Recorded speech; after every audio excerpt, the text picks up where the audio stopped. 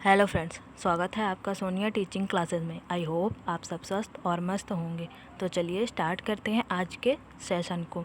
आज का हमारा सेशन है सीटेट के लिए हिंदी पेडागोगी के कुछ इम्पॉर्टेंट क्वेश्चन, जिसमें पहला है लिखित कार्य की जांच में बच्चों की सहायता लेने से। ऑप्शंस हैं केवल पठन कौशल का अभ्यास होता है, बच्चे ज़्यादा गलतियाँ ढूंढना सीख जाते हैं, बच्चों को दूसरों की हस्तलिखित सामग्री को पढ़ने का अवसर और अवलोकन क्षमता के विकास का अवसर मिलता है, बच्चे दूसरों के विचारों से परिचित होते हैं। तो इसमें हमारा सी ऑप्शन सही है। नेक्स्ट क्वेश्चन है स्वालीन विकार यानी ऑटिस्टिक डिसऑर्डर में बच्चा अपने हाथ पैर हिलाने में कठिनाई का अनुभव करता है, सामाजिक अंतःक्रिया और संप्रेषण में कठिनाई का अनुभव करता है, अक्सर खाने से मना कर देता है, अपने ही कार्यों में लीन रहता है। स्वालीन विकार में बच्चा सामाजिक अंतःक्रिया और संप्रेषण में कठिनाई का अनुभव करता है। तो हमारा ऑप्शन बी सही है। नेक्स्ट क्वेश्चन है निम्नलिखित में से किस उद्देश्य के लिए प्राथमिक स्तर पर भाषा नहीं सीखी जाती है? जीवन के विभिन्न स्थितियों का साधना, भाषा का व्याकरण सीखना, मन की बात कहना सुनना, अपनी अनेक ज़रूरतों को पूरा करना। निम्नलिखित में से किस उद्देश्य के लिए प्राथमिक स्तर पर भाषा नहीं सीखी जाती है? प्राथमिक स्तर पर भाषा का उद्देश्य नहीं है, ऑप्शन ए सही है। जीवन के विभिन्न स्थितियों को साधना। नेक्स्ट क्वेश्चन है जिस विधि में छात्र व अध्यापक विचारों का आदान प्रदान करते हैं वह विधि कहलाती है? प्रश्नोत्तर विधि, विचार विमर्श विधि, निगमन विधि या प्रयोजना विधि? जिस विधि में छात्र व अध्यापक विचारों का आदान प्रदान करते हैं वह विधि विचार विमर्श विधि कहलाती है। तो ऑप्शन बी सही है। नेक्स्ट क्वेश्चन है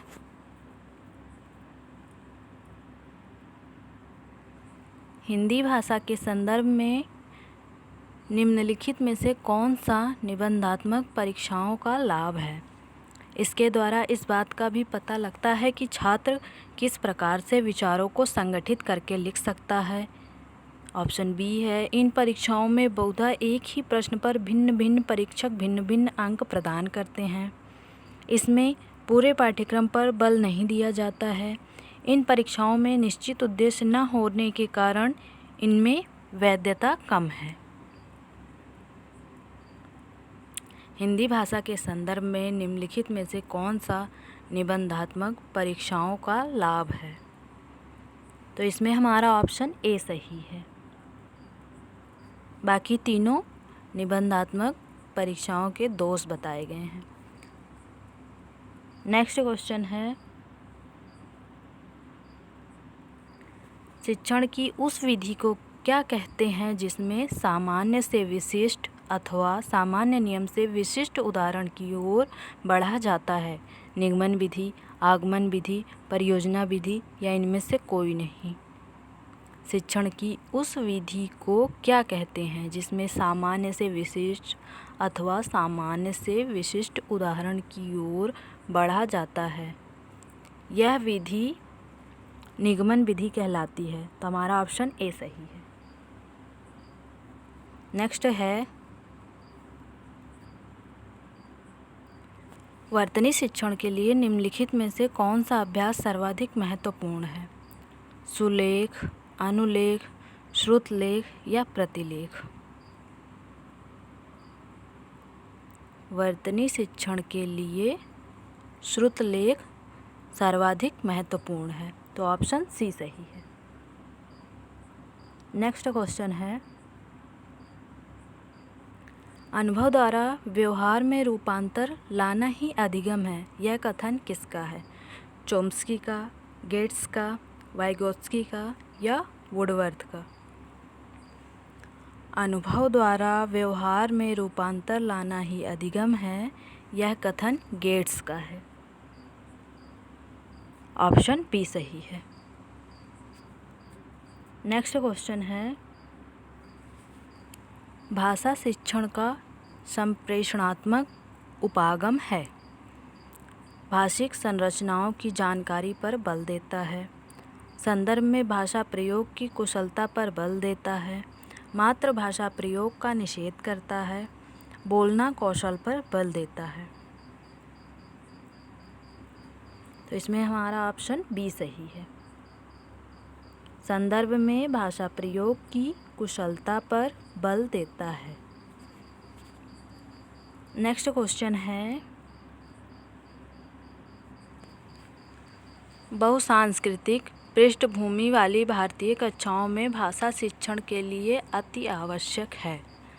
परस्पर बातचीत के लिए अनेक अवसर का निर्माण, विद्यार्थियों को श्रवण व लेखन कौशलों के अधिकाधिक अवसर देना, विद्यार्थियों को भाषण व लेखन कौशल के अधिकाधिक अवसर देना, लक्ष्य भाषा के विभिन्न भाषिक तत्वों का अधिकाधिक अभ्यास। बहुसांस्कृतिक पृष्ठभूमि वाली भारतीय कक्षाओं में भाषा शिक्षण के लिए अति आवश्यक है परस्पर बातचीत के लिए अनेक अवसरों का निर्माण करना। ऑप्शन ए सही है।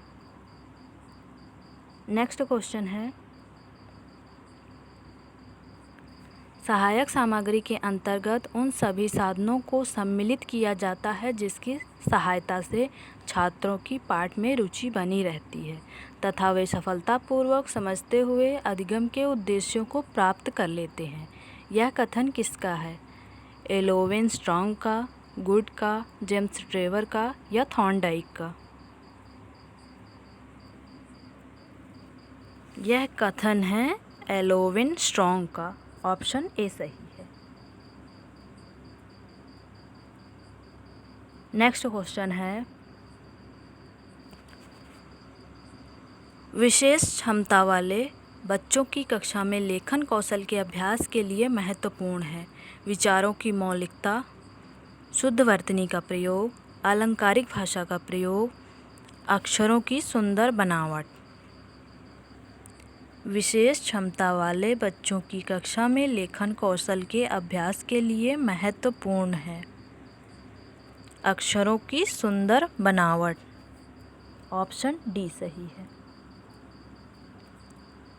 नेक्स्ट क्वेश्चन है,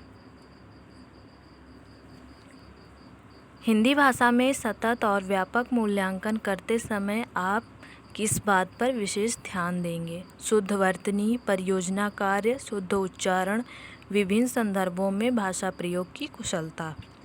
हिंदी भाषा में सतत और व्यापक मूल्यांकन करते समय हमें विभिन्न संदर्भों में भाषा प्रयोग की कुशलता पर ध्यान देना चाहिए। ऑप्शन डी सही है।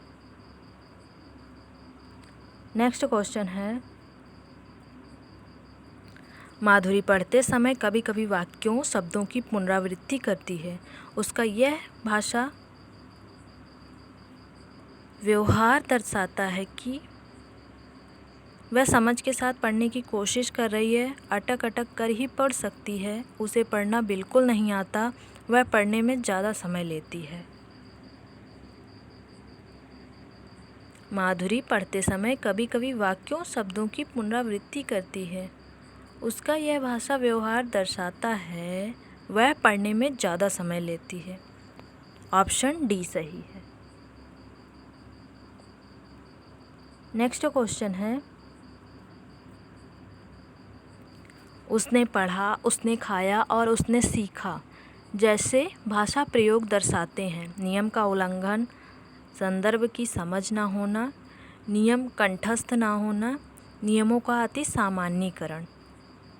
उसने पढ़ा, उसने खाया और उसने सीखा जैसे भाषा प्रयोग दर्शाते हैं नियमों का अति सामान्यीकरण होना। ऑप्शन डी सही है।